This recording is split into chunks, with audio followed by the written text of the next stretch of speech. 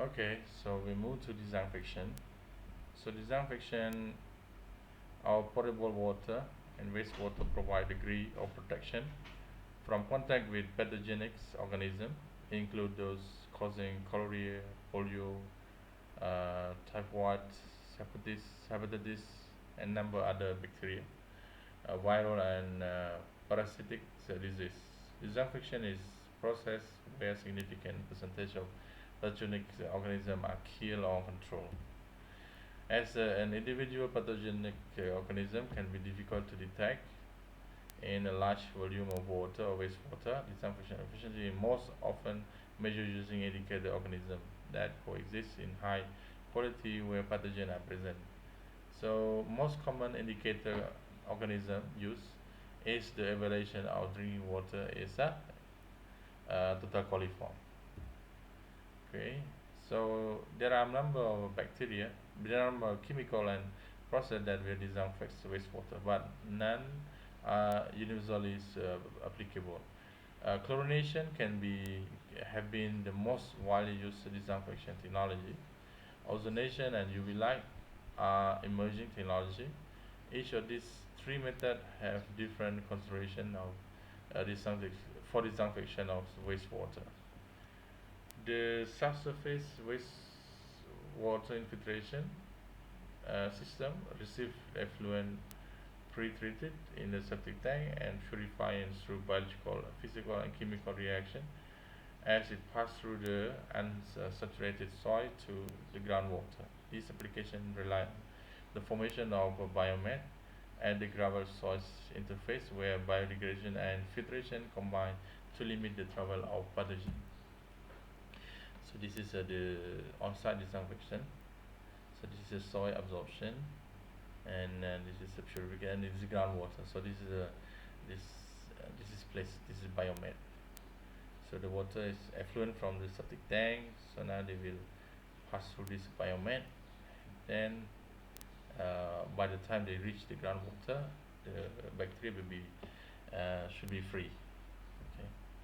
Biomet is a layer of organic and inorganic material and bacteria that form at the interface between the trench and the surrounding soil. The biomet enhances treatment efficiency because it usually slows down the movement of the effluent, provide the flora and fauna necessary to biologically decompose the waste. Okay, so for the sludge handling process, we move to the sludge handling process. So sludge characteristic. So sludge disposal facility represent like 40 to 60% of the construction costs of wastewater treatment plant, account for 50% of operating costs. So meaning that the sludge is, you know, to handle the sludge, you may need to have budget around 50% of the operation cost. For the construction is for the construction cost is it will cover around 40 to 60%. So meaning that if you mishandle the sludge, so you will waste a lot of money. So the primary sludge contained inorganic solid and coarse fraction of the organic solids. So secondary sludge is consists of waste, microorganism, and in inert material about 90% of organic material. So sludge thickening. So in the sludge, to handle the sludge, we may have the sludge thickening. So increase the solid content can result in drastic reduction in the sludge volume. So the cost of sludge disposal facility is based on the volume of sludge to be handled. Thus, considerable saving can be attained by sludge volume reduction, sludge thickening process. So, in a sludge thickening process, we may have for the you remember the primary sludge. We have primary sludge and secondary sludge. So, primary sludge we can use the gravity thickening. Secondary sludge we can use the flotation. So, and then after that further process. So, gravity thickening may be best with the primary sludge. Concept is similar to the secondary clarifier tank, able to double the solid content, thereby eliminating half of the volume of the sludge. So something like this. So this is the water with the sludge. So we let the sludge, let the solid particles settling in this clarifier. Flotation, especially effective on activated sludge. Thickening by dissolved air flotation. Small quantity of water is aerated under a pressure of about 400 kilopascal near the bottom of the sludge tank. The bubble will entrap in the sludge solid, floating the solid to the surface. Then thicken sludge is a skim off at the top of the tank. So something like this. You see that? So this is the sludge is coming, and this is the bubble chamber. Mean the bubble will inject in here. So now the bubble will trap the solid particle, the small solid particle, and float on the top. And this is the skimmer. So the skimmer will collect all of this floating material in here. Effluent will be here. Go here. Water pump. So this one is yes, this is the wastewater. I mean the sludge. I mean solid with water is coming from here. From here. Okay. So another one is stabilization. We do the stabilization of the sludge. Aerobic digestion. So to stabilize the sludge can be aerobic digestion. So this is extension of activated sludge accomplished by aeration and sludge, then followed by sedimentation. Sludge, treated sludge is 3% solid, or it can be stabilized by anaerobic digestion. So it's two-stage acid fermentation followed by methane production. So advantage is produce methane and do not add oxygen. Another one is conditioning. We can use the sludge conditioning. So we can use the chemical conditioning like add ferric chlorides or alum or polymer.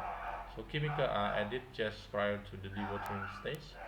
So heat or we can use in the in this part chemical conditioning. I used to visit the polymer. They use polymer. The polymer will mix with the with the sludge, so that it will be like thickened, and then after that they will do the pressing. So heat treatment is high temperature, high pressure, and advantage is the bound water is released and sludge is generally dewater. Disadvantage is complex process, highly concentrated liquid stream. And dewatering. So dewatering you can use the sludge drying bed. The most popular method, simple, low maintenance, and effective by climate. So we can use the drying bed. So meaning the sludge will be spread or laying in the like block, and then let it will evaporate. And we have filtration. So apply vacuum to pull out water, force out water by essentially squeezing water between two moving filter bell or something like this. So this is drying bed. You can see they have a block like this. So sometimes they have a lot actually, not only one like this. So let the sludge is in here and then evaporate. And this one is vacuum filtration. Especially when I was in Japan, they use this one when their sludge is used for fertilizer. So they press it. This is a bell pressing.